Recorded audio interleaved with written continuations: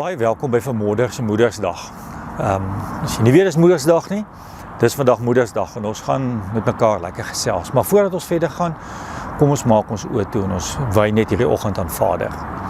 Here, baie dankie dat ons vanmorgen by mekaar kan wees. Dankie vir u genade en liefde. Dankie dat u vir ons elke oomblik toevou.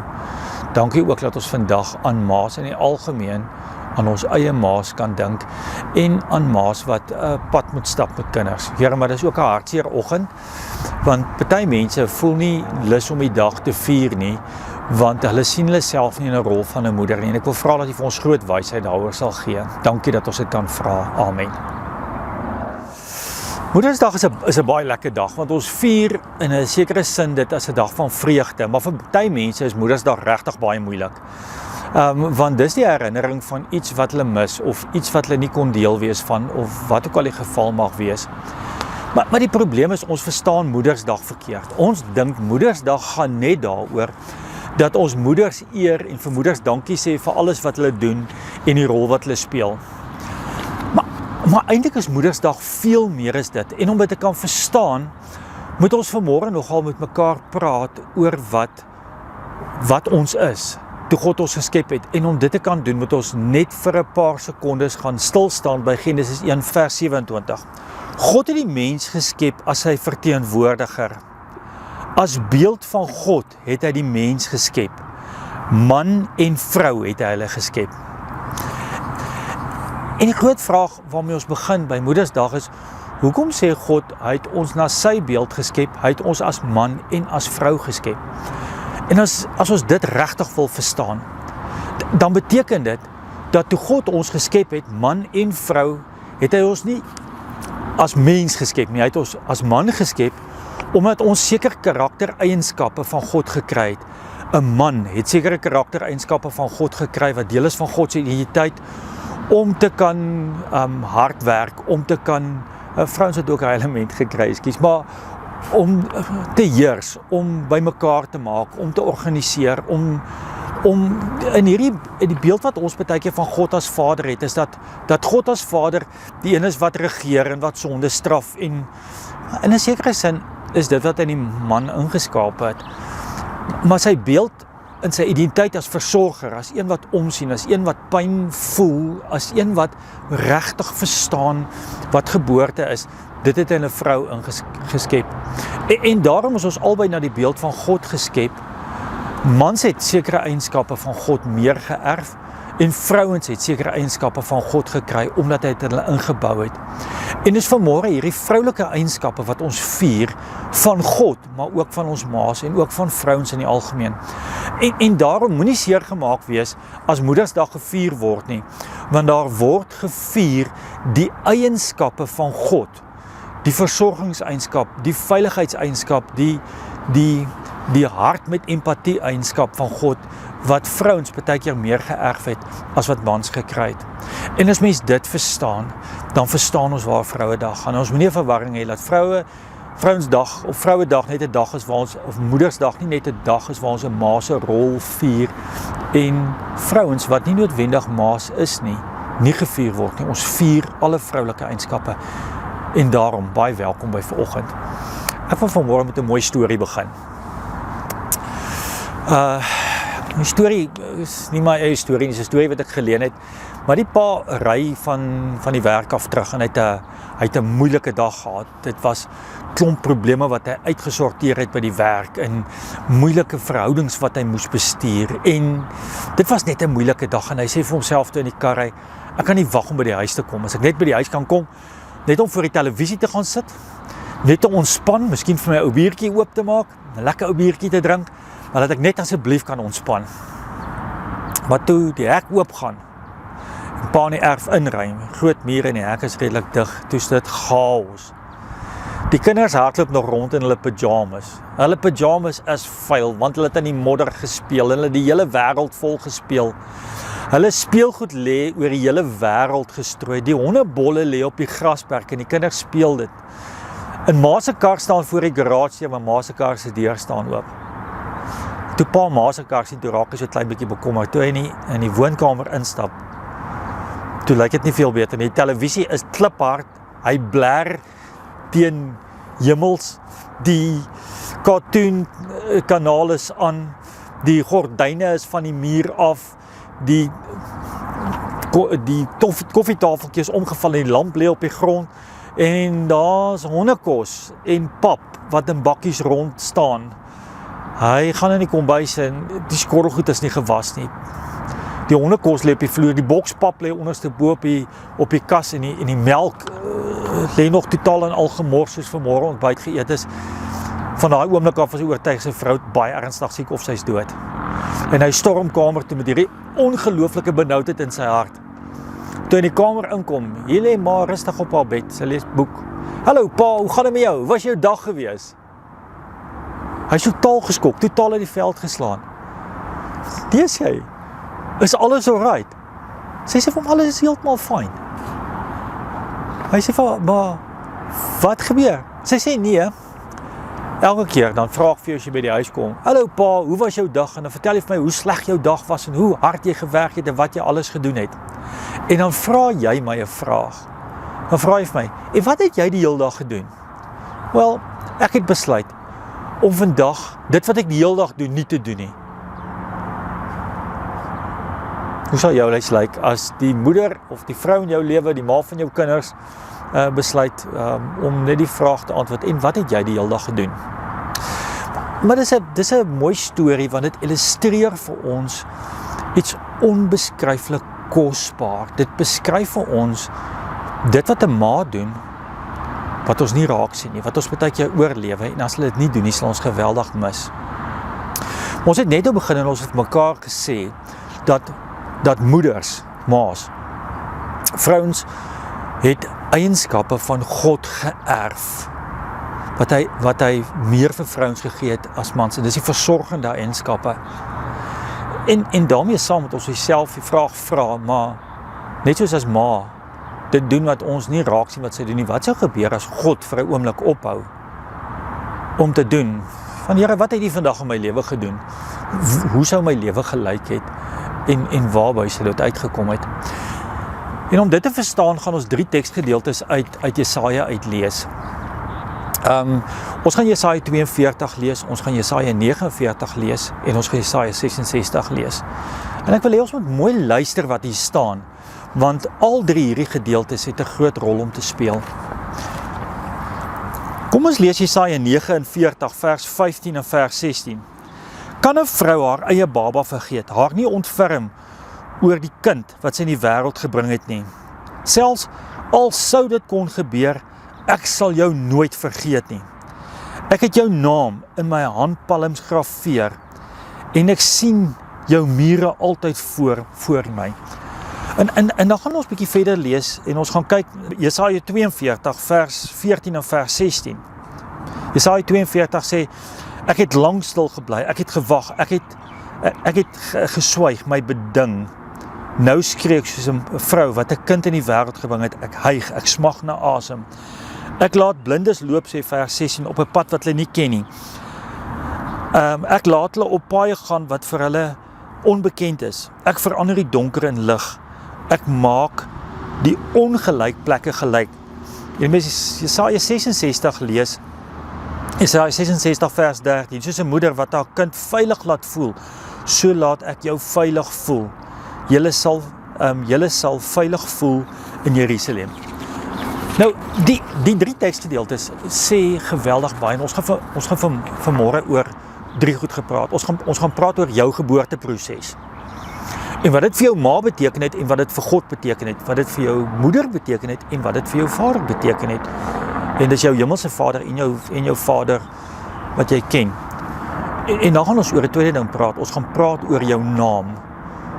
Daai naam wat God in sy handpalms graveer het, wat dit vir jou moeder beteken en wat dit vir jou vader beteken. En dan gaan ons praat oor jou mure, wat dit vir moeder beteken en wat dit vir vader beteken.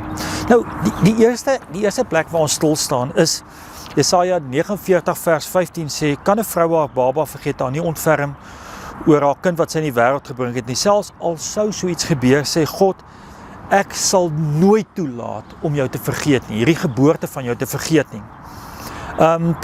Jesaja 42 vers 14 sê, Ek het lank stil gebly, ek het geswyg, my bedwing. Nou skree ek soos 'n vrou wat 'n kind in die wêreld bring. Ek hyg, ek snak na asem. Kom ons vra vir onsself net gou vandag. En jy kan dit vir jou vrou vra, vir jou ma vra, hoekom het sy uitgesien dat jy gebore sou word? Ek meen, het sy nie die storie gehoor, dit gaan verskriklik seer wees nie. Trouwens, dis 'n pyn wat vergelyk word en wat vir mans vertel word as die ergste pyn wat in die wêreld kan wees. Hoe pas hierdie twee goed by mekaar? Om opgewonde te word oor jou kind wat gebore is en jy weet dit gaan die swaarste pyn wees wat jy ooit in jou lewe gaan beleef. Nou, ek dink as mens dit wil verstaan, moet mens na hierdie karaktereienskap van hierdie persoonlikheid van God praat. En God wat praat en hy sê, maar hy sien uit na ons, maar ons geboorte is nie vir hom 'n geringe saak nie, dis vir hom op dieselfde manier 'n indrukwekkende gebeurtenis, soos wat 'n geboorte van 'n ma se kind vir 'n ma is. Want 'n ma kan nie wag om hierdie babatjie vas te hou nie, haar toe te vou met sy liefde nie, haar te versorg, maar 'n kind se geboorte sal 'n ma nooit vergeet nie, nooit nie.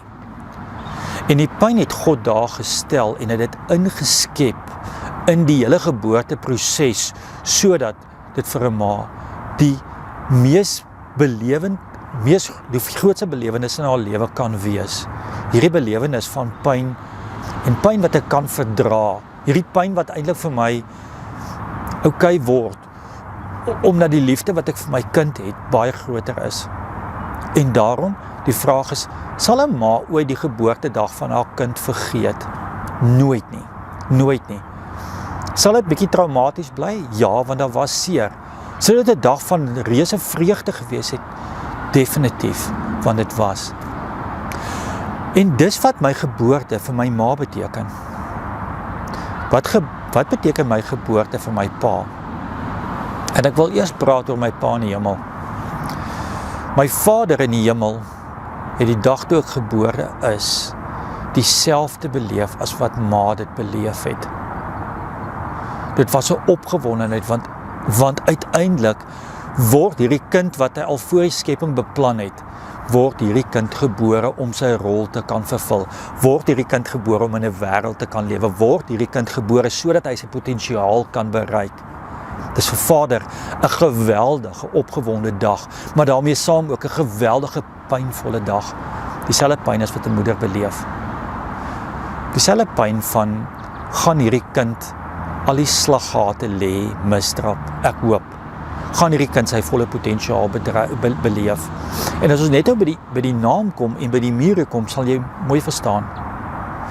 Dis 'n dag wat God nooit sal vergeet nie, net soos hy die dag nooit sal vergeet wat hy jou beplan het nog voor hy geskep het nie. En as ons mooi gaan kyk, dan sê mens, en mens sien in Genesis 2, dat God die mens geskep het. En hy het hom geskep en hy het die tuin van Eden geskep, sodat die mens kan lewe in hierdie tuin. Hy het die aarde geskep, sodat ons 'n habitat, 'n wonderlike habitat het waarin ons kan lewe. God sal nooit die 2 dae vergeet nie, nooit die dag wat jy gebore is nie, net soos 'n ma dit nie sal vergeet nie. En nooit die dag wat hy jou beplan het nie, om in hierdie wêreld jou rol te kan vervul. Dit bring ons by die tweede punt. Dat God sê, jou naam is in sy hand geskrywe, in sy handpalms geskrywe. Jou naam is vir God geweldig belangrik. En dit is nie wat mense jou noem nie. Ja, miskien is jou naam Piet of Koos of Henk of wat dit ook al mag wees, is vir God belangrik. Maar as ons net vir 'n oomblik kyk, vir 'n mamma is haar kind se naam geweldig belangrik, want 'n kind se naam het een van twee goed.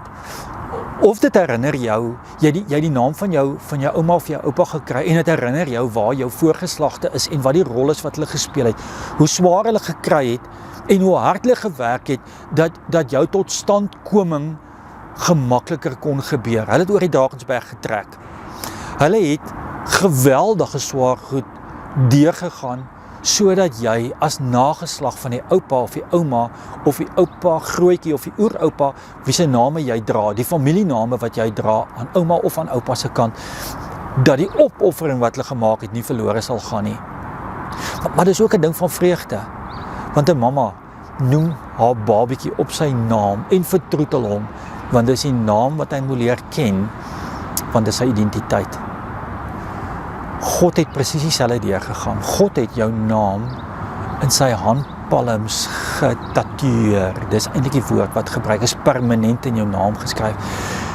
Eintlik as mens mooi gaan kyk, God het jou as prentjie, as mens, as naam, heeltyd in sy hande.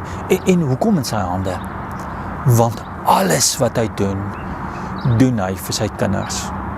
Net soos 'n mamma, alles wat sy doen vir haar kinders doen. En onselfsugtig is.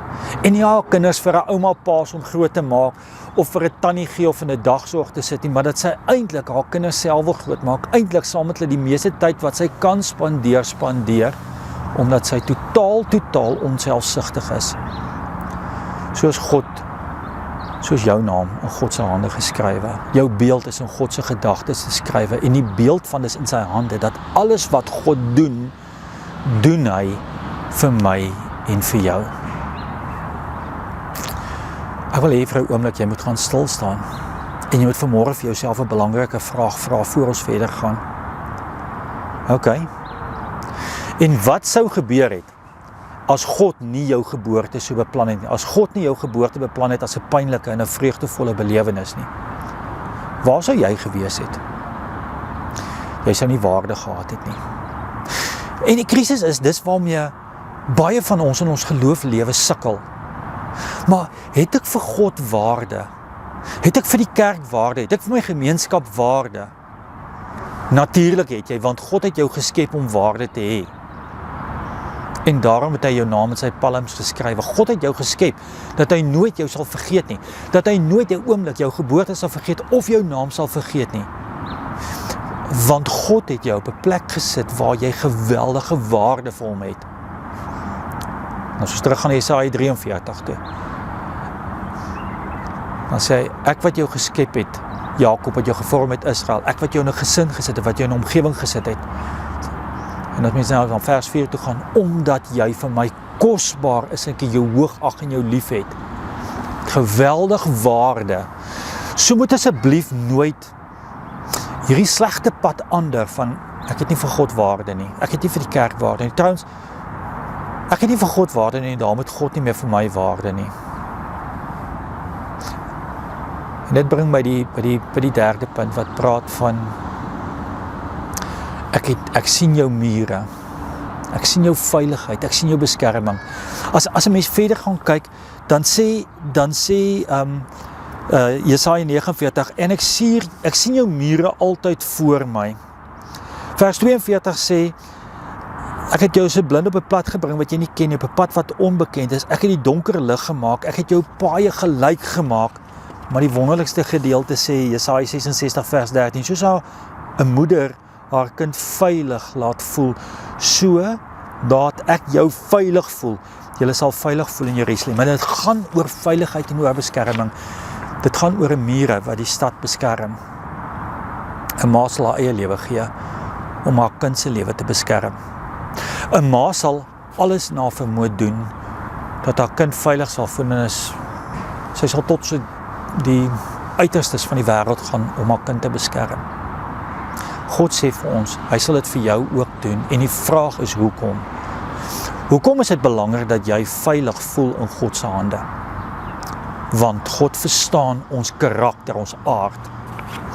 God verstaan dat as ek nie veilig voel nie, my gedagtes rondhardloop, as ek bang is, as vrees my lewe oorheers, dat ek my eie goed wil uitsorteer. God verstaan dat ek ontwortel word die oomblik as ek onveilig voel. En nou wil ek weer by my eerste storie begin.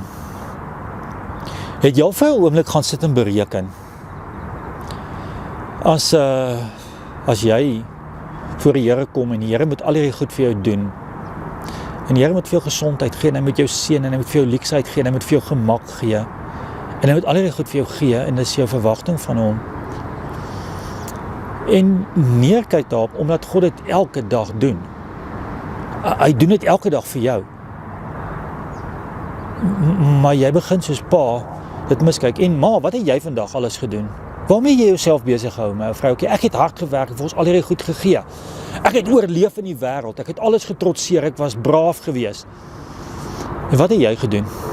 Het jy vir 'n oomblik gedink, wat sou gebeur as God ophou om alles wat hy doen vir jou, as hy net ophou vir 'n dag, en jy net een dag beleef as hy ophou doen vir jou? Dan sien ons hierdie groot verwagting dat God nooit sal ophou met te doen nie. En ons kyk dit mis, en ons sê vir onsself, maar God doen eintlik niks nie. En omdat God vir my niks doen nie, gaan ek vir God niks terug doen nie, en ek raak al hoe verder van God af. Vandag is Moedersdag. Vandag dink ons aan God se persoonlikheid, wat hy in moeders geplant het om onvoorwaardelik lief te hê, om onvoorwaardelik te versorg, om onvoorwaardelik jou belang op sy hande te dra, om onvoorwaardelik deur swaar goed te gaan, selfs sy eie seun prys te gee. Dat God net gee sonder om te verwag, en dat ons al so gewoond geraak het daarvan, en daarin dat ons dit nie raak sien nie. Mag ons vandag dit raak sien, mag ek vandag myself die vraag vra, en as God ophou, waar staan ek? Mag God vir ons genade gee, dat ek weer vandag myself nie toewy aan hom, om te sê, maar Here, omdat hy alles my doen, my geboorte, my naam, en my mure, my veiligheid, kan ek nie anders, as om u te dien nie. Amen. Vader, dankie dat ons vanmôre weer onsself opnuut kan verstom, dat ons weer opnuut kan met nuwe oë kyk, dat dit wat ma's doen outomaties, u karakter is wat in hulle ingeplant het, hulle onvoorwaardelike liefde, hulle omgee, dat hulle ten koste van hulle self, hulle kinders se lewe sal beskerm. Ons eer u vir ma's wat u vir ons gegee het, sodat hulle vir ons hierdie vaardighede kon aanleer, sodat hulle vir ons met hulle voorbeelde onvoorwaardelike liefde kon wys, dat hulle moeite doen sommer net, dat hulle lief is sommer net, dat hulle beskerm sommer net. Ons eer u dat ons dit in ons ma's kon raak sien. Ons vra vergifnis dat ons dit nie in u kan raak sien nie. Maar ons het nou dit gehoor en ek wil vra dat u vir ons nuwe uitkyk gee, dat ons dit sal kan raak sien. Vader, moet u self asseblief nooit vir een oomblik van ons onttrek nie, want ons sal nie kan lewe nie. Vader, gee vir ons genade, dat ek ook sal besef alles wat u vir my elke dag doen, dat ek dit sal raak sien en sal wil terugdoen vir u, nie omdat u sê ek moet nie, want u sal dit nooit vir my sê nie, maar net omdat u my herinner, wat ek kan terugdoen, want dis hoe 'n verhouding funksioneer, onvoorwaardelike liefde van albei kante af, onvoorwaardelike moeite van albei kante af, onvoorwaardelike insette en onvoorwaardelike veiligheid van albei kante af. Dankie dat ons dit vir u kan vra. Amen. Mag vandag vir jou Moedersdag wees, wat jy nooit sal vergeet nie. Mag jy vandag jou moeder eer soos nooit tevore nie, omdat jy al hierdie eienskappe van haar raak sien. En mag jy ook die besluit maak om God te eer vir sy moeder eienskappe, wat hy in vrouens ingebou het, sodat ons dit kan beleef. Onder op die skerm is ons bankdetails, as jy 'n bydrae wil maak, mag jy Moedersdag beleef as 'n onbeskryflike vreugde en die middelsverstand van hartseer van 'n Moedersdag totaal en al vergeet. Amen.